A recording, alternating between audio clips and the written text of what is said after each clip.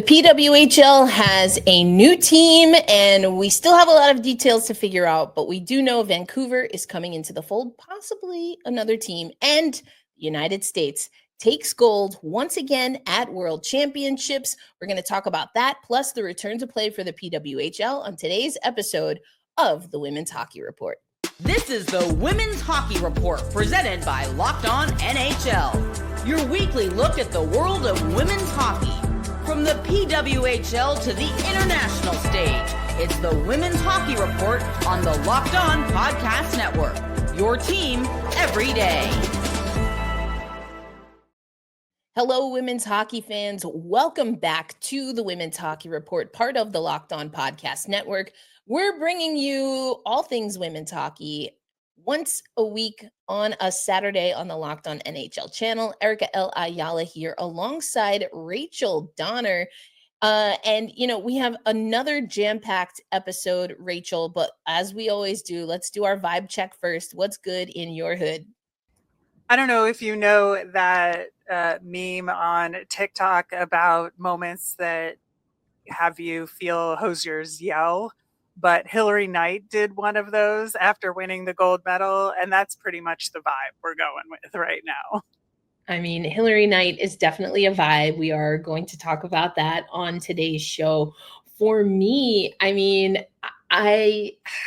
we're going to talk about Vancouver. I'm of a mixed feeling, obviously super excited. And as the host of Locked On Kraken, as a women's hockey baddie OG, I just really need to know, where are we going after Vancouver PWHL? I mean, it just makes too much sense. Seattle is right there on the other side of the border. Give the people what they want. But again, why don't we just get into that right now? We have an official new team, PWHL Vancouver. I mean, that's the logo, one of the logos. It is the logo. But I love how they incorporated the Pacific Northwest with the trees in the background. Yes. But let's talk about, Rachel, what we know about PWHL Vancouver. Right. And it was interesting because earlier in the week, there was a little bit of a snafu leak on the store website for the PWHL that showed both that logo and a potential PWHL Seattle logo. So that's why the thought is there, and it's legit to think that Seattle is the other city here, which of course they have not officially announced. But as we talked about on last week's show, when kind of the rumor and the press conference was initially announced about the Vancouver side of things, it's exactly as we expected as far as the existence of PWHL Vancouver, and that they will play at the Pacific Coliseum, which for hockey has a capacity of 16,281, which is very solid. And the biggest part of all of that, and something they reiterated, is that the PWHL team that plays there is going to be the primary tenant of the venue. And that is the first time this has happened for the PWHL and for women's pro hockey here. So I think that is the biggest impact of this announcement for sure. Yeah, indeed. It was definitely something that we heard in there was a press conference on site at Vancouver. It's been an incredible day here in Vancouver. It's beautiful outside. Being on the rooftop and be able to see the city was something that really set the tone for an incredible and historic moment for us. Some really cute kids. Yeah. And I mean, I thought that, I forget the young woman's name right now, but she did a great job. Sydney? I think her name was Sydney. Maybe. You might be right. And then Tessa kind of ruined it by saying she received that script and with edits. And you almost had it. I mean, the delivery was flawless. But Sydney, if we're going with Sydney, also aspirations to be an actor. So reading the lines beautifully. Well done. Stick taps. But let's actually go to the teaser that we saw at that press conference, Rachel. Welcome to Vancouver, BC. What a crowd. More than 19,000 hockey fans coming out to see the takeover tour on the West Coast. Right in front of the rebound, they score!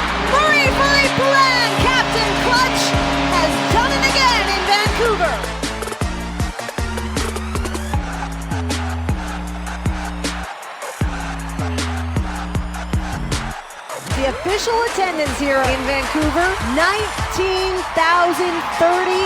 hockey fans.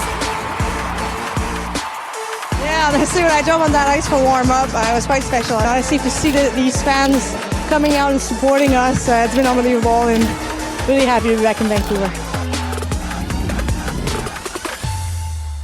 There she is. There she is once again.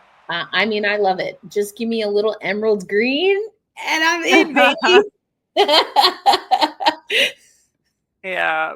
Vancouver did have, as they mentioned, the highest attendance of the takeover tour. So if that was the only indicator of who would get an expansion team, I think, of course, it makes sense that Vancouver would get it. And they are the third biggest market in Canada. For them to not have a team yet, like if you're going to pick any Canadian city, like of course it was going to be Vancouver, right? The fans have spoken, right? The fans have told us from Vancouver, from the takeover tour to their engagement around social media with us, that this is a market for us. And I'm proud to say, you know, a few hours after making the announcement official, we are actually sold out of premium season ticket deposits. Yeah, I agree with you. We were talking offline. I will say there are some very passionate reporters in Quebec City as well as Detroit that were really grilling Amy Shearer as well as Jana Hefford on the media call. But what we also found out on that media call, and we've already alluded to it, but the official word regarding any expansion, not specific to Seattle. The PWHL via Jana and Amy kept the cards close as they have this whole time, at least officially. The word is that they are hopeful. We heard hopeful, Rachel, multiple times that there will be another expansion city named. Yes, we are hopeful that we will announce a second team that will play next season. However, they are not prepared to make that announcement at this time. That was the other day, and I'm assuming that will be the statements that we will hear until we hear that there's an announcement that is taking place in Seattle. Right. And I think, you know, honestly, with that, I think that's part of the reason why they said details will be forthcoming on how the expansion draft is going to work and how a new team or teams will fold into the regular draft that they are holding, because if there's going to be a second expansion team announcement, that will affect all of that. But you know, it also may make sense to announce a second expansion team, but also to announce that they're going to roll in these teams one at a time in consecutive years. So without knowing any of that, of course, they can't announce any details about how an expansion draft would function. But I think that, you know, decisions have to be made sooner rather than later in order to figure all that out, because as we talked about last week, the draft is already scheduled for the tail end of June. Correct. And that's the deadline we're working with here. And May is literally next week. So, right. You know, like by the time we record next, we will be a few days into May. And so why that matters, just to really pull out what you're saying again, is because even though Amy said that the league is hopeful to announce another team, and you know that team potentially could also play in the 25-26 season, that gives this league a very short turnaround to then have what I would only imagine would be a dual expansion. I don't know that you would, do two separate expansion drafts, but you have a month to basically get that together, or at least announce it, get it sorted and scheduled. And that just seems like a tall task. It seems like a super tall task. And we also heard, which I thought was interesting, given everything that I just said, Rachel, Amy Shearer was straight up asked if there is a timeline. And it was like, nope, there's no timeline. And I'm like, you sure about that? You sure about that? Yeah, I know. There kind of is. Like, hey, if we don't get this done by like next week, it's not happening this year. And I know this is probably a little secondary, but still, I think players who are trying to decide if they're going to declare for this year's draft may want to consider the expansion of the league as part of that, and what it means for them from a personal perspective of There's 6 existing teams now. There's a 7th that has been officially announced in terms of, can I make it work in any of these cities if I get drafted into this league, just from a living perspective. And so I think that May 8th deadline is hanging out there as well for players to declare. And I'm not saying it's going to be a huge determining factor for some of these players, but it could be for some of them. I think that's a worthy point, because although the conversation leading up to and then with the now existence of the PWHL has been that this is a sustainable league where players can make a living, we have seen larger salaries in women's hockey. Now, sustainability, I think, is definitely a big question mark for women's hockey overall at the pro level. But we have seen larger salaries, or at least the promise of larger salaries, because Daryl Watts never got to enjoy that Toronto 6 salary that she signed up for. But I all that to say, Rachel, that this is still, especially I'm just thinking in the United States. I can't speak for Canada. I've never lived there. But if you're thinking of cities like Seattle, you already have New York. Those are expensive cities to live in. And are these players planning to live there full time, or are they moving at the end of the season? That is something that professional athletes do. Not everyone picks up and uproots their family and moves to that city permanently. So that's something, but we're not really there when it comes to that sustainability. And so if you're going to a city, you're likely going to live there, potentially work there in the off season, or at least want to work out there, right? So I think that's interesting. Another thing that I wonder if it could impact a market like Seattle. Again, I'm the host of Locked On Kraken, so I know the Seattle market. But one of the conversations around Seattle was, where would a PWHL team play? Now there's a lot of assumption, more than assumption really, that the Supersonics will return. That makes Climate Pledge Arena in just a matter of years probably a little congested. You, of course, have a lot of junior hockey in the area, including Everett, Spokane. The Thunderbirds. Right, exactly. And so are those places that the PWHL could potentially go? You have to think about that. But we're seeing, attendance records be beaten year over year for the PWHL. I really don't think they want to go below 10,000 capacity, and that's going to come up in a later conversation on today's episode as well, with regard to another area of women's hockey. But, I think that makes Seattle, from maybe that perspective, a little difficult or a little congested. You're going to call the team Seattle, but are they going to play in, Seattle? Are they going to play somewhere else? There's ice in the Pacific Northwest on the U.S. side of the border for sure. But I kind of jokingly wore this hat, Team PW, New York CTLI. You can probably add NJ on there as well, because that's, of course, before they were the Sirens. But I think Seattle could be a similar situation in some ways, Rachel. Yeah, it's just a larger geographic area, so it's still all in the state of Washington, but it's in multiple places. We just have smaller states out east. So right. Exactly. And I also I'm harnessing the power of Sue Bird with my Play a Society shirt today. So I'm all in on Seattle. And I think there are valid questions to ask that I'm sure the league is asking. That being said, it does seem like this is more of there's some logistic that they're waiting for. Yeah. Because I mean, the leaked logo, like you said earlier, I mean, it seems like it would take more to back Seattle out of this than it would to cross the finish line. But whatever the final detail is, it's a big one. And I think, we just have to, I guess, hurry up and wait. Unfortunately, I know there's a lot of listeners that are also waiting. Detroit, Quebec City, we keep talking about Pittsburgh.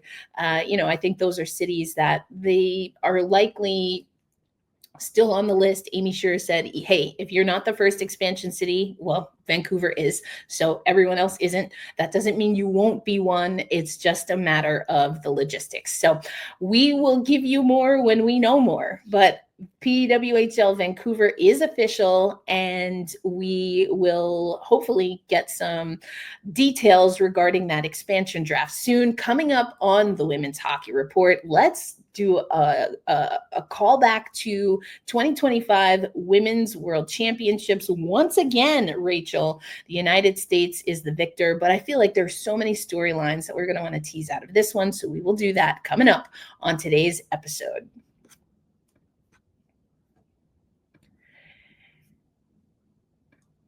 Today's episode of the Women's Hockey Report brought to you by Amazon Fire TV.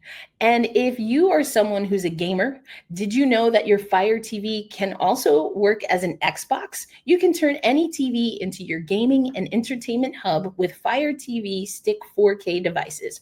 No console required. Just grab your paired controller, subscribe, or sign in to Xbox Game Pass Ultimate with EA Play included, and you're ready to go. So that's right, PWHL fans. You can play your favorite PWHL team or even make up your own when it comes to some of the EA Sports collection.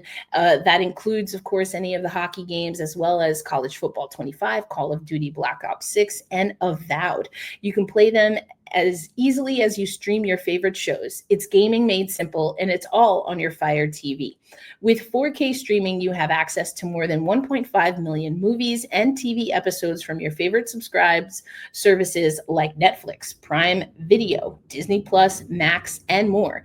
You can also play high-quality Xbox games at a fraction of the cost of a console. If you already have a console, no worries, because a Fire TV Stick device is more affordable and easier to travel with if you are taking it along for you or your kids, whatever, no judgment. And you can just use it wherever you plug in. So head to Amazon.com/Fire TV Locked On to get started. Xbox Game Pass Ultimate subscription and compatible controller required. Available on select devices including Fire TV Stick 4K second generation, Fire TV Stick 4K Max first and second generation, and Fire TV Cube third generation.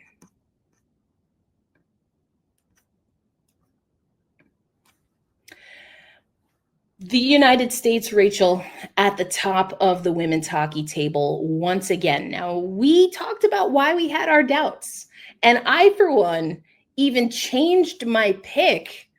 I mean, I'd maybe feel some kind of way about that, but, if Canada wants to take me, if I'm excommunicated, I think I'd be all right with that, politically speaking anyway. But for the hockey world, USA reigned supreme, but we did get another overtime.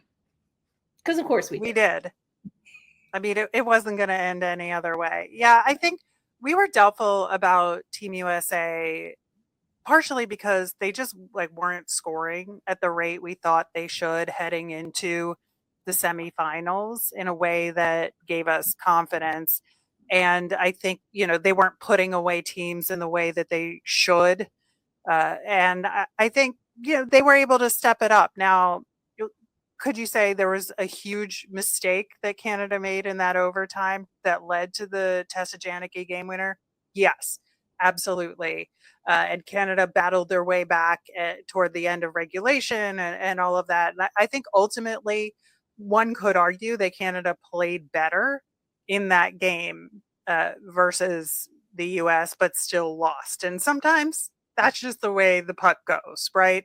Yeah. But I do think that USA did tighten things up a little bit in those games leading up to the gold medal. But it really could have gone either way in that game against Czechia, right? So I feel like it was not a perfect tournament, but ultimately they got it done, and that's what counts in the end. And they overcame the prelim game curse, which is a thing that I always think about. Who wins the prelim game between the two is going to lose the gold medal game. But that did not happen this time. So there you go. There you go.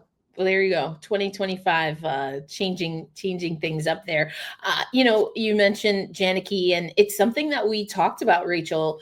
Who is going to step up for this USA team?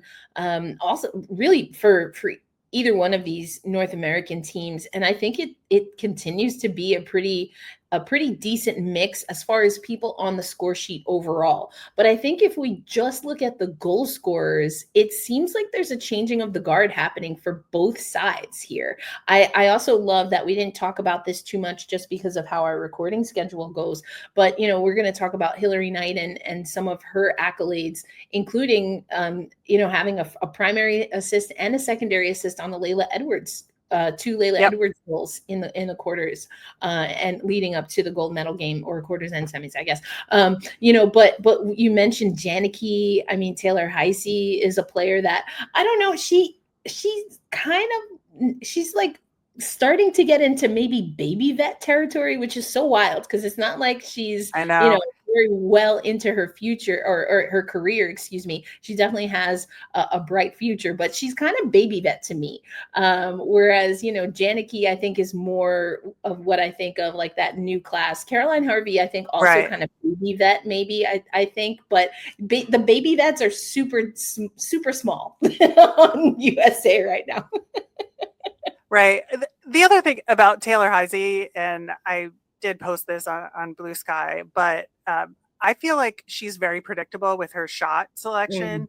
And like she has a great shot, but the problem is I know the second the puck leaves her stick, if that puck is going in or not. Like I just know. And you can tell based on her body positioning. And it's just an interesting thing to watch in her game. But she does execute. That's the thing, is that she's very good at taking the right shot at the right time. And that works to her advantage. Yeah, it will be interesting to see if and how her game evolves. Because, I mean, some people, it's like, you know, death taxes Ovi from the left circle, right? Just as an example. Right. So I don't know if it ain't broke, but that doesn't mean you can't add to the arsenal. But, you know, I know you've been super high on Jen Gardner. Once again, Gardner had a goal in that game against the United States. Sarah Fillier, I think, has been a fantastic player for Hockey Canada for quite some time. I think squarely in that baby vet category for the Canadians. But let's talk a little bit about the players throughout the tournament that got some accolades, including, of course, Marie-Philippe Poulin, who is the MVP of the tournament. Second IIHF MVP, led scoring 12 points, 4 goals, 8 assists, and passes Hayley Wickenheiser as Canada's all-time leading scorer in World Championship play.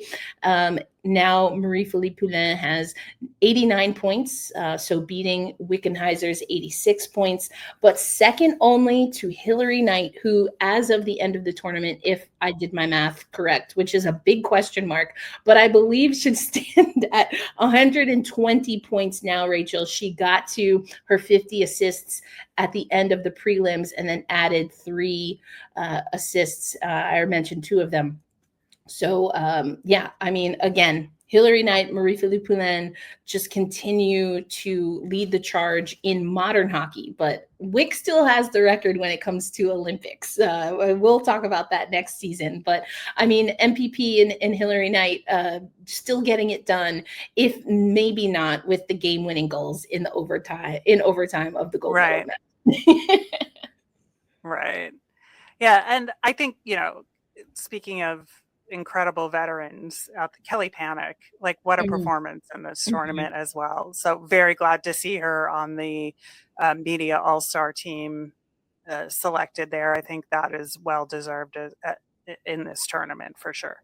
Yep. And, you know, I'm going to mention Renata Faust, the same thing, just solid for Team Canada. Also a media all-star. Klara Peslarova for Team Czechia gets the media all-star vote for goaltenders. Best goaltender, though, as named by the World Championship Directorate, Aaron Frankel for the United States. Best defender goes to Caroline Harvey. And as I mentioned, MPP, was the MVP and also wins best forward overall. MPP also makes the media all-star. Now, Hillary Knight did not. I mean, I'm okay with it. I think that this was a better tournament for HK than the last time she was on a media For ballot. sure. I thought that was controversial. I think so. I think so too. I think they're trying to mix it up a little bit with, maybe, one USA player, one Canada player, and one other player. I think that makes sense for them to want to do that. And Kelly Panic, I think if you're going to pick anybody from the USA team, she was the right one to pick. But it doesn't mean that Hillary Knight didn't have a great tournament either. Yeah. It's kind of how I felt about Russell Crowe and Denzel Washington getting their Academy Awards, but for the wrong movies, right? In consecutive years. Right. Okay, we have to talk about this. We were so high on Team Czechia. I know that Preston said, regardless, they have already won, no failure in our conversation, great sentiment. And I wanted to believe him. And the way this went down, I have to say, is it like a failure light? I mean, you blow a lead again, Rachel. Yeah, that's the thing, is like they would recover from these horrible games, but only for one game. And then the next game, it would just be bad again. I mean, they played so tremendously against Team USA in the semifinal, but couldn't get it done. And you're like, oh man, and then they go into their bronze medal match, get up 3-0, and then lose 4-3 in OT to a Team Finland that, I mean, granted, Finland did not give up in that game, and I have to give them all the credit in the world, but this inconsistency on Team Czechia is the most concerning thing. If they can't string together 2 or 3 games in a row of complete games, like that is what's holding them back. Yeah. And that is the missing link here, because we've seen they have the skilled players to do it. They play a very strong physical style of hockey that can match up against anybody. We saw them match up against Canada again until that 1 minute of despair that they had, right? So it's not impossible, but something is not holding this team together to be able to get them through more than one game. Yeah, and it just feels like they need some gamers. They need a finisher. And is that on the ice or is it on the bench, Rachel? We've been alluding to this for a while. And Carla McLeod, I mean, this is a trend that we see with 2 of her teams that she's leading right now. So it's hard not to talk about, but finishing games, closing games, having that execution to be able to go get a medal. That's what this Czechia team needs, because they have everything else, right? They've been in the mix. Czechia now holds the world record for women's world's attendance with 122,331 overall for a tournament. They beat, of all countries, Canada, a record that stood since 2007. Winnipeg had 119,231 for the for the 07 Women's World Championships. We heard from IHF. To my understanding, all Czech games were sold out. That seemed obvious from watching. There were other games, There were other games with more than 5,000 spectators, including the gold medal game where Czechia was not playing. We are breaking world records in the Women's World Championship 1 year after we set a world record for the men's worlds in Czechia. So this is truly a hockey country. So you love that. That's where Preston stands. His argument stands strong. Czechia, they're winning at bringing in fans, and now you need a team that can win and bring home medals. Right. And that's the key here, right? Is that they just have not been able to get it done. And I think there are definitely some changes that are going to have to be made, whether it's behind the bench or on the bench, I think remains to be seen. And I do think the way the PWHL season plays out is going to affect that. Very interesting. Yeah, we're going to keep eyes on Czechia. We know they will be at Milano Cortina either way, but heartbreaking loss for what truly was a fantastic tournament. Did have its little intricacies. I think people started to get there was a level of endearment at the end for the super cape, super powers person. I don't know, whatever you want to call it. I know, Rachel, you're like, that's a no for me. Yeah. But they're doing their thing. So I do wonder, though, you have 5,000, just a touch under 6K for a women's gold medal game. Is that good enough, Rachel, now at the IIHF level when we see what the PWHL is doing? I think that we should be pushing for more when it comes to the international stage. I mean, we know respectfully, like Utica and Buffalo have hosted, but those are small ice rinks. I do think that if we see what Czechia can do on the men's and women's side, when the states get world championships again, I do wonder if changes in venues moving forward need to be the norm, because there's an appetite, certainly in the United States, obviously in Canada. So that's something that we'll keep an eye on, but we'll have a chance to talk about that. With regard to the PWHL, though, Rachel, we are back in action, and we got to hear from Jesse Eldridge, from the New York Sirens. They have some work in front of them, but we have some scenarios, of course, for the Sirens and literally everyone else that's not Montreal. Let's talk about that coming up on the Women's Hockey Report. The Stanley Cup playoffs are here. We're almost at the PWHL playoffs, and if you've never been to a live, it's unlike anything else with the intensity building. It is next. Thanks to Game Time, getting in the door is easier and more affordable than ever. Game Time is the fastest way to grab playoff tickets, even for those must-see matchups. And the prices actually drop as puck drop gets closer. With those last-minute deals, you can save up to 60% for sports, concerts, comedy, and my personal favorite, going to the theater. Their all-in pricing shows the total cost up front. There's no surprise fees at checkout. And the app even shows you panoramic sea views, so you know exactly what you're getting before you buy.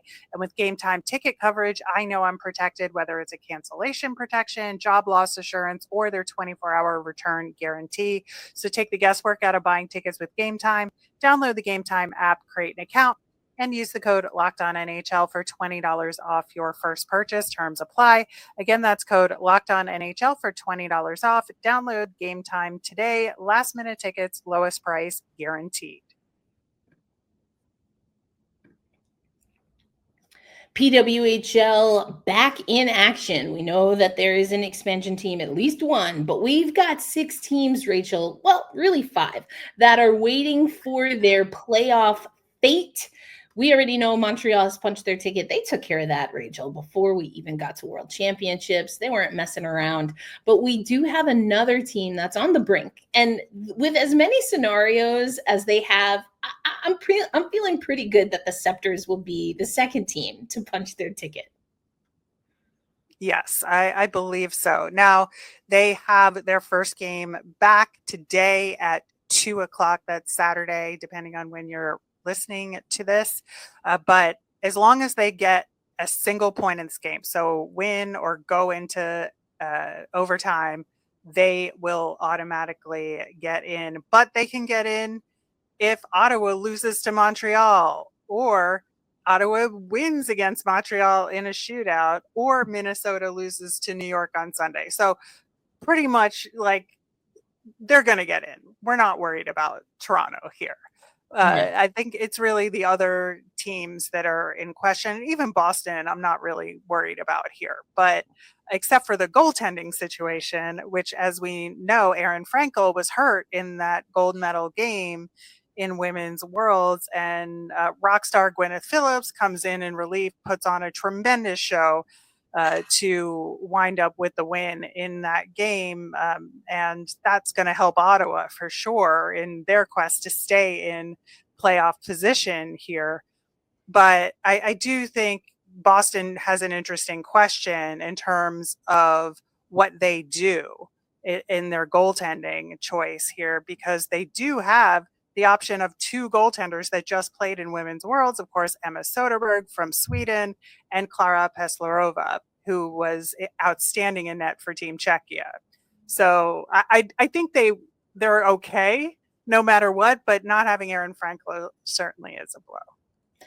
Yeah, and again, the only team that has a playoff spot clinched, Montreal, Toronto on the brink, but the next team in line there is Boston. So you could be of a few minds because every team has just 3 games left here. So you need these wins, right? And your odds are a little bit better if you're Boston than the other teams awaiting their fate, which of course includes the New York Sirens. Now, their scenarios are more about if they will be the first team eliminated. And, Right. It was interesting to hear from Jesse Eldridge. I got to interview her just as Worlds were starting. I asked flat out, how do players approach, elimination, tanking, things of that nature? It's definitely more of something that we hear on the NHL side of things. And tanking's not, you can't really do that in the PWHL the way things are working. So here's just a little clip from our conversation with Jesse, and you can watch the full clip on the Locked On NHL channel. Do athletes think about tanking as much as the rest of us do? As far as we go, I'd say absolutely not. I think we have too much a competitive edge and pride. Can't speak to other sports, but I know it's good for a talking conversation, but I know in our room we're all eyes forward. Colgate stuck out to me. I had some friends there already who were able to share more of their personal experiences, but Greg Fargo was the coach there at the time, and I really like that. The new rink was coming, and I think it was a team that was on the ups. I was actually, when I was looking at it, hadn't been to playoffs, was close to the bottom of the standings. So I saw an opportunity within that too. When you crash the net or you're around the net, you can pick up scraps every once in a while. Like, there you go. Make everyone do the work for you, and then you just finish it. And because I was the younger one in the family, I was the goalie for my brother. So I actually fell in love with being a goalie, and I've always wanted to be a goalie. And that's probably the biggest disagreement, you would call it, that we had along the way, is that I wanted to play in net, and I never got to. So, any ideas of maybe still living out that dream professionally, or you're good on that? No, probably not professionally, but I think after I'm done being a player and play in a beer league or whatever, I want to do it as a goalie. I think for our group, it's just to take one game at a time, and we'll go into Minnesota first and try to put our best forward there and figure out how we can play a solid 60 minutes, come out with a win, and then we'll move on to Toronto, and we'll do that until the end, but not looking too far ahead and just being in the moment. There's a great market here for women's sport. I think you see that with the Liberty and the Gotham, and we hope to be another women's team to bring a championship to this city, and sooner than later. I mean, Jesse and the Sirens, they like how they're playing, is what I got from that conversation, Rachel. Sometimes the puck doesn't bounce your way. We talked about that earlier, but this is a Sirens team that it's looking like they will be the first team eliminated. And that depends, though, on what happens in the rest of the field between some teams that we haven't talked about, or at least one team that we haven't talked about when it comes to the PWHL, and that is Ottawa. So what version of Ottawa are we going to get this week, Rachel? I could not tell you. That is the thing. Could not tell you. I think, there's definitely, as we know, a significant Czech contingency on that team, especially with Carla McLeod behind the bench, and how that will affect Ottawa going into these last few games remains to be seen. I do think that Gwyneth Phillips having that opportunity in Women's Worlds will help her in getting back into the groove of things, with Aaron Frankel getting most of the action in the tournament. Phillips getting a chance to play in this break period, I think, is an extremely important thing for the Ottawa Charge. So glad to see that, at least. And that, of course, leads to our picks for game of the week. For me, it has to be that game between Ottawa and Minnesota. That's coming up next week on Wednesday as we close out the month of April. Like we've talked about must wins for the Ottawa Charge before. I don't like to be, hyperbolic or sensationalize. I take must win very literally. This is a must win game, Rachel, if you're the Ottawa Charge or if you were the Minnesota Frost for that matter. These are the teams that have to punch their way and find their way above the line because they are in danger of joining eventually the Sirens on the other side. Right. And that's what's so fascinating, I think, secondarily about this game between the Sirens and the Frost on Sunday, because that is going to determine what the scenarios are for this Ottawa-Minnesota game. That's true. And so you have Ottawa playing Montreal on Saturday. Montreal's already punched their ticket. Ottawa has to be highly motivated. How does that affect that? And then you have Minnesota against New York. Minnesota has to win these games in order to get back into playoff position. But the Sirens are trying to stave off elimination and then, enter the gold lottery situation in their following game potentially. Like they're going to fight until the bitter end. So this Ottawa Minnesota game that you're talking about is going to be for all the marbles.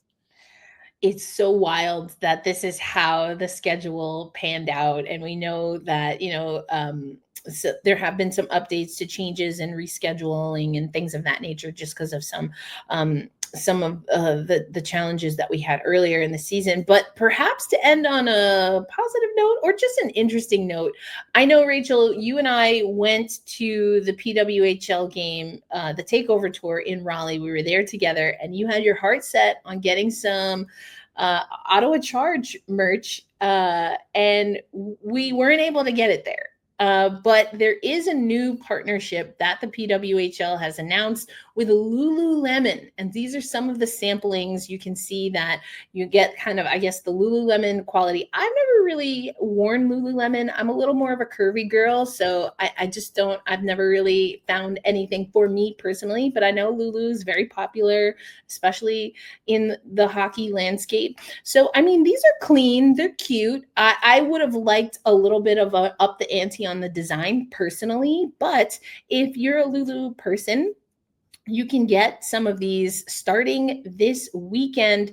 This is going to be available, Rachel, exclusively at PW games and venues. So on Saturday, April 26th, that's today, Boston at Ottawa. Sunday, April 27th at the Minnesota home game. On Monday, the Montreal home game. Tuesday, the Toronto home game. And then Saturday, May 3rd in New York. Yeah, I'm hoping I can make it to one more game as well before the end of the season. There you go. Well, if you're going to any of those games and you're looking for some swag and you happen to be a Lulu fan, make sure you bring some extra cash or your card that works and grab some of that gear. But that's going to wrap our show. We got through a lot. We know there's so much more to talk about. But as always, we appreciate you following us, listening in, watching us on YouTube. And hey, if you're on the TikTok, look for Locked On NHL Women's Hockey Report. We have an account there. That's the best way to really show support for our show. We're renting space on Locked On NHL for now, but we really want to make sure we can continue to grow this as women's hockey grows. But for Rachel Donner, Erica L. Ayala, you have been listening to the Women's Hockey Report, and we will catch you again next Saturday.